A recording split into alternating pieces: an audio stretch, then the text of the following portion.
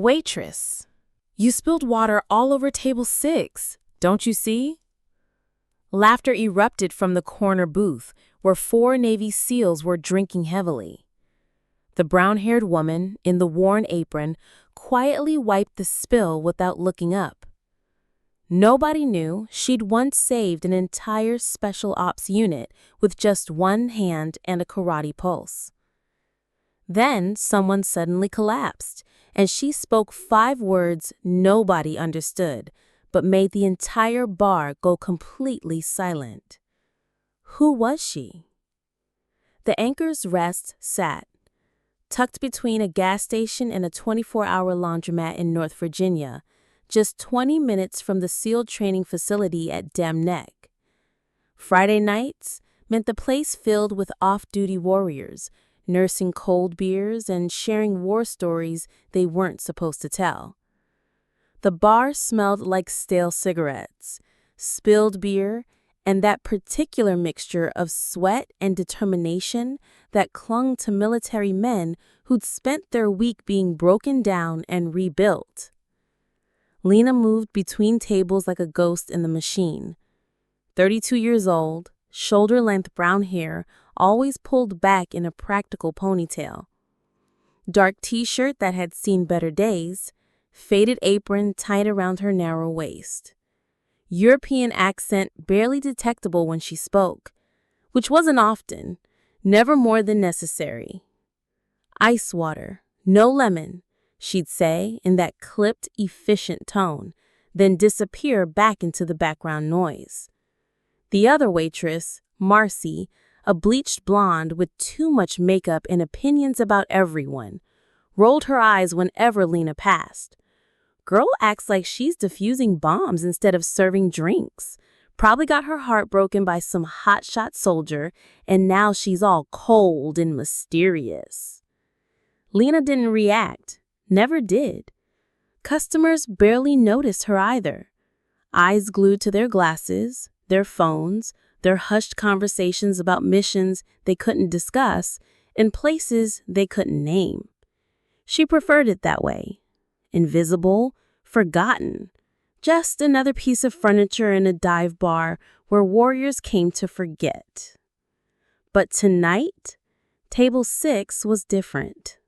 4 Navy SEALs, loud and lose, after what looked like a particularly brutal training week. Their faces carried that hollow-eyed exhaustion of men pushed to their absolute limits.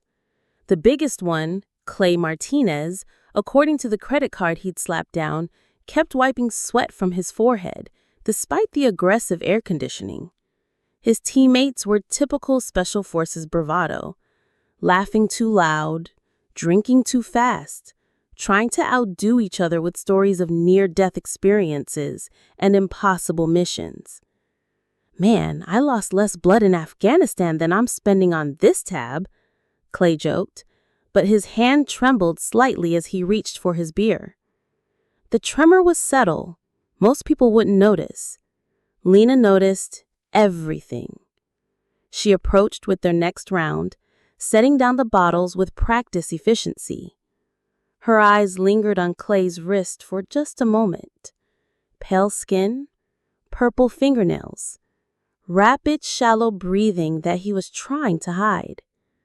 She set down the drinks without a word, but her mind was cataloging symptoms. Cardiac distress, possible arrhythmia. Classic signs of exhaustion-induced heart stress. "Thanks, sweetheart," one of the others said, a guy with tattoos covering both arms. "You're quiet tonight." "Always quiet," Clay added, then laughed, but the laugh turned into a wheeze that he quickly covered with another sip of beer. Lena stepped back, still watching. Clay rubbed his chest, trying to play it off as nothing. "Just tired, just need to shake it off." "You okay, brother?" one of his teammates asked. Yeah, just need some air," Clay muttered, but his voice was strained. Then his eyes rolled back.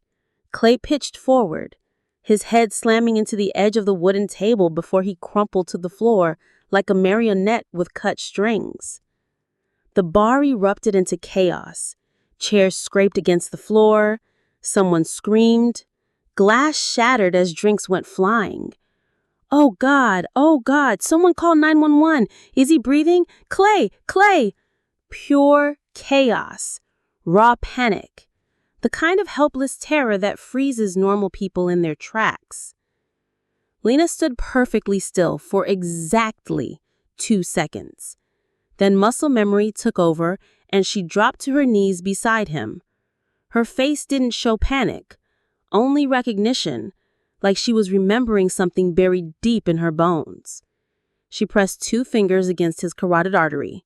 No pulse, and something inside her that had been dormant for years suddenly clicked back on. I used to hear a heart stop in the middle of gunfire, but the scariest sound isn't the silence after someone falls. It's the silence when the living just stand there because they don't know what to do. Clay was in full cardiac arrest. His heart had stopped, and every second that passed reduced his chances of survival. The bar manager fumbled for his phone with shaking hands, his voice cracking as he tried to remember the address. The bartender was already on the line with 911, but his words came out in a panicked rush that the dispatcher could barely understand. Lena positioned Clay flat on his back with the precision of someone who'd done this before, many times. Her eyes swept over him with clinical efficiency, taking in every detail, skin color, breathing pattern, pulse points, like she was running through a mental checklist that had been drilled into her through years of training. Then she shouted something that made everyone freeze. "Open 117 Kilo. Switch to echo routing, now." The words cut through the chaos like a blade. What the hell is she saying? That's not how you call for help. Is she having a breakdown? Someone get her away from him.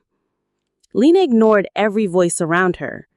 Her training had taken over completely now, and nothing else existed except the man dying in front of her and the procedure she needed to execute.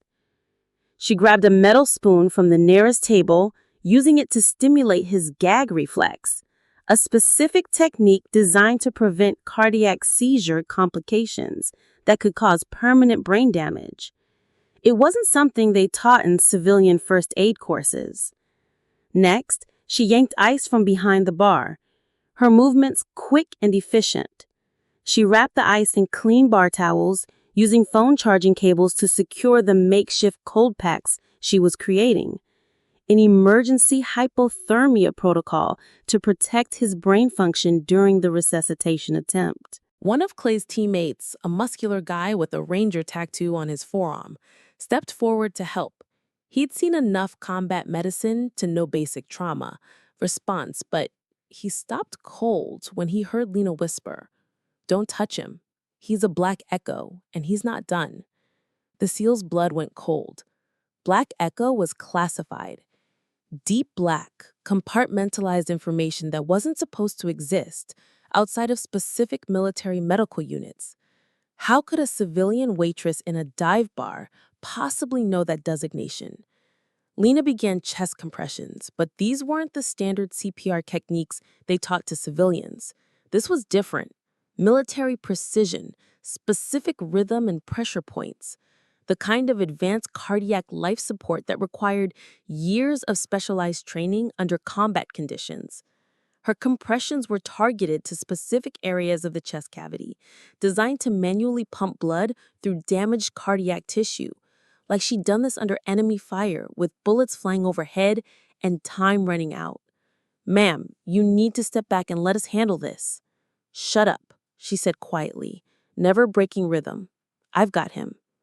The authority in her voice was unmistakable. This wasn't a panicked civilian trying to help. This was someone who knew exactly what she was doing. And everyone around her instinctively recognized the command presence. Her compressions were perfect. Exactly the right pressure, exactly the right tempo. 90 seconds of flawless execution. Then Clay gasped. It was a harsh, desperate sound, like someone breaking through the surface of deep water. His eyes fluttered open, confused and terrified, trying to focus on the faces surrounding him. "Stay down," Lena commanded, her voice calm but firm. "Don't try to sit up. Your heart just stopped for 97 seconds." The paramedics burst through the door, their equipment bags and stretcher creating more chaos in the already crowded space. They'd expected to find a typical bar fight or alcohol poisoning. Instead, they found a man who'd just been brought back from clinical death. "Who performed CPR?" the lead paramedic asked, looking around the room. Everyone pointed at Lena. She was already standing, untying her apron with hands that were perfectly steady. No shaking, no adrenaline crash. Like she just finished another day at the office. "Are you EMT certified? Nurse? Doctor?" Lena folded the apron carefully, avoiding eye contact. "I used to be qualified for emergency medical response, but now I just clean tables and serve drinks." She walked toward the exit without looking back, moving through the crowd of onlookers like they weren't even there. "Wait!" Clay's teammate called out, his voice cutting through the noise. "Who are you? How did you know that protocol?"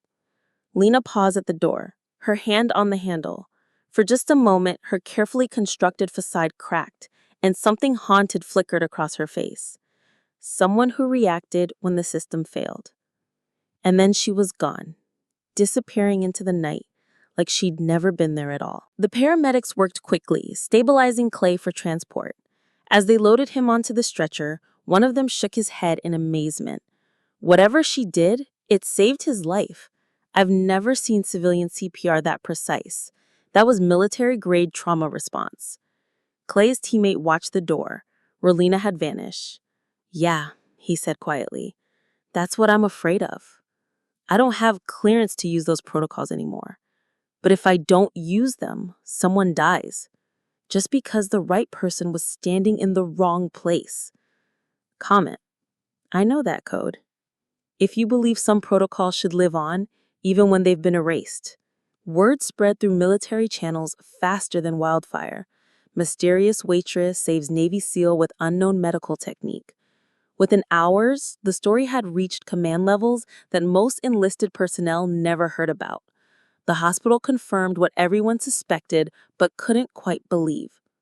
Without that specific intervention in the first 90 seconds, the patient would not have survived. The technique used was far beyond standard civilian CPR. Whoever did this had advanced tactical medical training.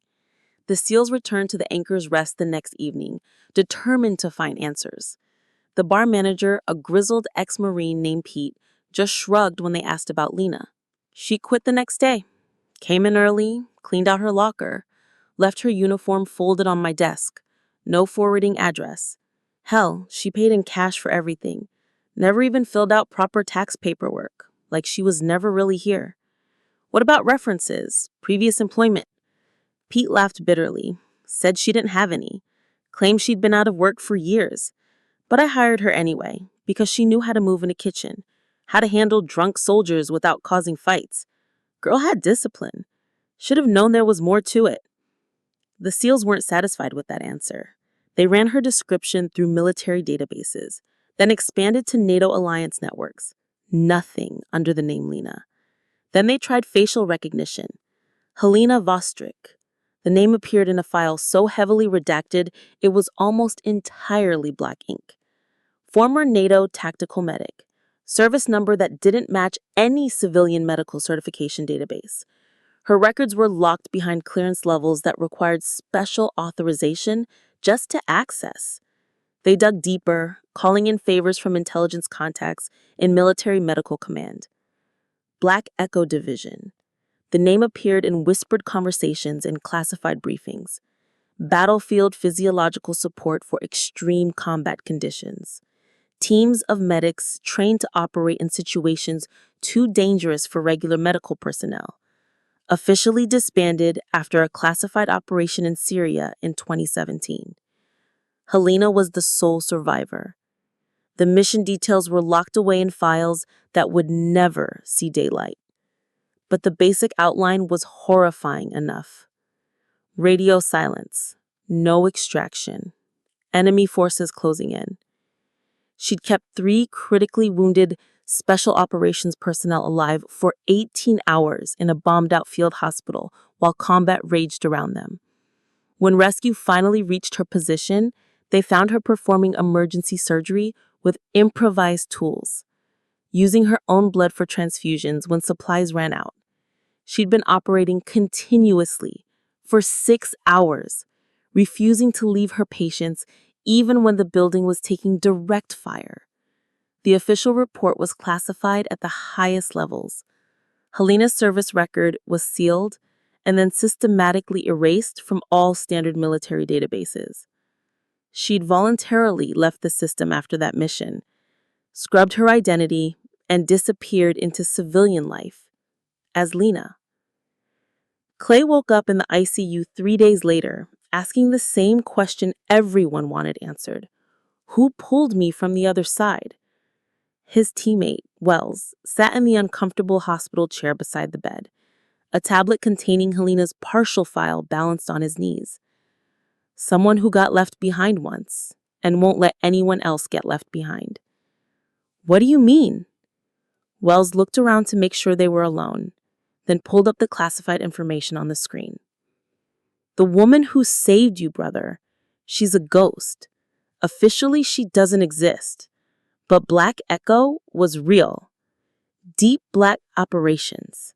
They handled medical emergencies in situations where regular medics couldn't operate. What happened to her unit? Mission in Syria went completely sideways. Command lost all communication. When they finally reestablished contact 18 hours later, she was the only voice on the radio. Said she'd handled multiple trauma cases with no supplies, no backup, no hope of extraction. Clay stared at the sterile hospital ceiling, trying to process the information. Jesus Christ. Gets worse. When extraction finally reached her position, they found her performing emergency surgery on 3 critical patients. All 3 survived. She'd been operating for 6 hours under enemy fire, using whatever she could find. Scalpels made from broken glass, sutures made from parachute cord, analgesia improvised from medical supplies scavenged from dead soldiers. So why did she disappear from the system? Wells closed the tablet and leaned back in the chair. Because when she called for emergency medical support, using proper military channels, nobody responded for 18 hours. She learned that the system doesn't always work when you need it most. But she never stopped trusting herself. Exactly. And now, you're alive because of it. A Navy Health Corps man approached with a small envelope. Someone left this at the front desk for the patient in room 314. Wells took the envelope and opened it carefully. Inside was a small piece of paper with 5 words written in careful, precise handwriting. The code never really dies. On the back, in the same handwriting, 117 Kilo Protocol. Advanced cardiac life support for combat conditions. Declassified for study purposes only. Use when conventional methods fail and time is critical. HV. Clay read the note twice, then looked at Wells. She's telling us that some knowledge is too important to stay buried. More than that, Wells replied. She's telling us that being erased from the system doesn't mean you stop being who you are. The corpsman lingered for a moment. Sir, the woman who left this note, she asked me to tell you something else. What? She said, some protocols aren't written in manuals. They're written in the hearts of people who refuse to let others die on their watch. Clay folded the note carefully and tucked it into his hospital gown pocket. We need to find her. Wells shook his head. I don't think she wants to be found, but I think she wants us to remember. Remember what? That the best training in the world doesn't matter if you don't act when it counts. Comment for the one who reacted, if you believe sometimes instincts matter more than authorization. An emergency interagency meeting was called within the week. The kind of meeting that happened in windowless rooms with multiple levels of security clearance required just to enter the building. Military Medical Command, Naval Special Warfare, Combat Tactical Review Board, intelligence oversight people who made decisions that affected thousands of lives were suddenly asking questions about one woman in a dive bar. The question on the table was simple, but the implications were staggering. How did someone outside the system save a life when everyone inside the system froze? Helena wasn't invited to the meeting. She wouldn't have come anyway, but she sent one message through encrypted military channels, a message that somehow found its way to the right people despite her supposedly being erased from all systems. I didn't act because I had permission. I acted because I know death has a timer. Rank doesn't. The meeting lasted 4 hours. Heated discussions about protocol failures, training gaps, and the dangerous precedent of civilians with military medical knowledge operating outside official channels. The conclusion was unprecedented. Reopen 117 Kilo Protocol for immediate study and potential reintegration into Special Operations medical training. A protocol that had been classified and buried was suddenly being examined by the highest levels of military medical command, all because a waitress had refused to let someone die. Back at the Anchor's Rest, life was slowly returning to normal. Marcy was training the new waitress, a college kid who jumped every time someone raised their voice. "You know," Marcy said, wiping down the bar, "Lena always folded napkins like they were medical supply packs. Thought she was just OCD or something. Girl had this obsessive way of organizing everything." She paused, thinking about details she'd never paid attention to before. And that first aid kit behind the bar, she kept it stocked better than the emergency room down the street, always checking expiration dates, replacing supplies. I asked her about it once, and she just said, "You never know when someone might need help." The new waitress picked up Lena's old apron from the back office, the one she'd left folded neatly on the manager's desk. Inside the pocket, she found a laminated card with emergency medical protocols, printed in small, precise text. Military-grade trauma response procedures, way beyond anything they taught in civilian first aid courses. On the back, handwritten in the same careful script they'd seen on the note at the hospital: "When seconds count, rank is just noise." Pete, the bar manager, took the card and studied it for a long moment. "You know what's crazy? She never made a single mistake in 6 months of working here. Never dropped a tray, never forgot an order, never lost her cool, even when customers got aggressive. Should have known she was military. Why didn't you ask?" Pete shrugged. "In this business, you learn to not ask too many questions about people's past. A lot of folks come here trying to forget things. But now I'm thinking maybe some things shouldn't be forgotten." He pinned the card to the bulletin board behind the bar, right next to the photos of local service members and the American flag that had been there since the bar opened. Maybe someone else will need to know this someday. The new waitress looked confused. Shouldn't this stuff stay with medical professionals? Marcy and Pete exchanged glances. "Honey," Marcy said gently, "sometimes the right person is just whoever happens to be there when someone needs help." Outside, a black sedan pulled away from the parking lot. Nobody noticed. The woman with brown hair in the passenger seat, watching the bar one last time through the tinted window. Helena had come back to make sure they understood. Some knowledge was too important to stay buried with the people who carried it. Comment: I'd follow her voice. If you believe some people don't shout orders, they just say the right words when everything's falling apart. A week later, Table 6 had fresh white flowers and a small American flag. Clay returned on his first day of medical leave, moving slowly but determined to honor the woman who'd saved his life. He left a small wooden plaque on the table, engraved with simple words. To the one who wasn't scheduled, but showed up. The plaque became a permanent fixture. Customers asked about it, and the story spread through the tight-knit military community like ripples on water.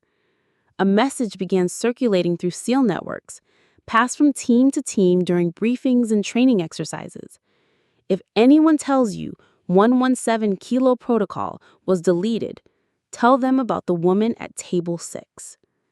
Helena never came back to the Anchor's Rest, but the next morning, staff found a new first aid manual in the bar's medicine cabinet. Not some basic civilian guide, but a comprehensive emergency medical handbook with advanced trauma protocols. The last page had handwritten note: when a heartbeat stops, the only thing left is time, and you'll wish someone knew how to use it. Clay kept the wooden plaque, but he also kept asking questions. He reached out through unofficial channels, trying to find Helena, not to disturb her privacy, but to understand what really happened that night. 3 months later, he received an envelope with no return address. Inside was a single sheet of paper with a message that would stay with him forever. Some people leave the system because it failed them. Others leave because they refuse to fail it. The difference matters. HV. At the bottom, a postscript that made him smile despite everything. 117 Kilo isn't a protocol. It's a promise. The right person, at the right moment, with the right knowledge, that's all it ever was. Clay framed that letter and hung it next to his Purple Heart and Navy Cross in his apartment. Not because it was an award, but because it reminded him of something important. Some codes aren't written in military manuals or medical textbooks. They're written in the hearts of people who refuse to let others die on their watch. People who act when it matters, regardless of whether they have permission or recognition, even when they're off duty, even when they've been forgotten by the system they once served, even when the world has moved on and erased their contributions. Helena had disappeared back into civilian life, carrying her knowledge and her scars in equal measure. But she left something behind at table 6 that night, a reminder that training never really leaves you, and neither does the obligation to use it when someone's life hangs in the balance. The code lives on in the people brave enough to act when seconds count and rank doesn't. Because sometimes the most important protocols are the ones written in courage rather than regulations. If you believe in stories that touch the heart, like this one, leave a comment and don't forget to subscribe to the Iron Heart Stories. We tell the stories that shouldn't be forgotten.